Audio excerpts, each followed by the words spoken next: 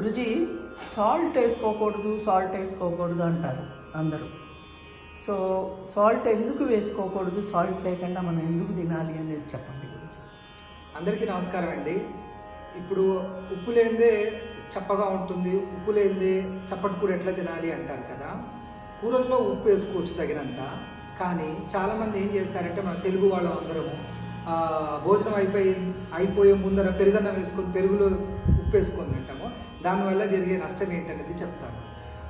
పాలు తోడేసిన తర్వాత, పెరుగు అయిన తర్వాత అందులో మంచి బ్యాక్టీరియా ఆ మంచి బ్యాక్టీరియా ఫామ్ అవుతుంది. దాని పేరు ఏంటంటే లాక్టోబాసిలస్ అనే బ్యాక్టీరియా. అది మన పొట్టకి చాలా మంచిది, ఆ గట్ హెల్త్కి చాలా మంచిది. అది ఉప్పుకి ఒక గుణం ఉంటుంది, ఏంటంటే చంపే గుణం ఉంటుంది. ఇప్పుడు మీరు చూడండి, చాలామంది డ్రైనేజీలో దిగేటప్పుడు ఉప్పు రాసుకొని దిగుతారు.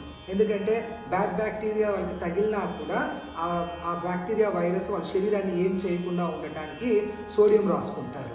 అట్లాగే మనము టేస్ట్ కోసం అని చెప్పేసి పెరుగులో ఉప్పు కలుపుకొని తిన్నాం అనుకోండి, ఆ మంచి బ్యాక్టీరియాని ఈ ఉప్పు చంపేస్తుంది. చంపేసిన తర్వాత మనం పెరుగు తిన్నా కూడా లాభం ఉండదు. పెరుగు తినేదే పొట్టలోకి పోయి చెడు బ్యాక్టీరియా ఏదైతే ఉంటుందో దానిపైన యుద్ధం చేయడానికి ఈ మంచి బ్యాక్టీరియాని పంపిస్తున్నాం. కానీ మనం ఏం చేస్తున్నాము, టేస్ట్ కోసం అని చెప్పేసి ఇక్కడే ఆ బ్యాక్టీరియా అని చెప్పి మామూలుగా ఊరికే, అంటే ఏ ప్రయోజనం లేని పెరుగన్నం తింటున్నాము.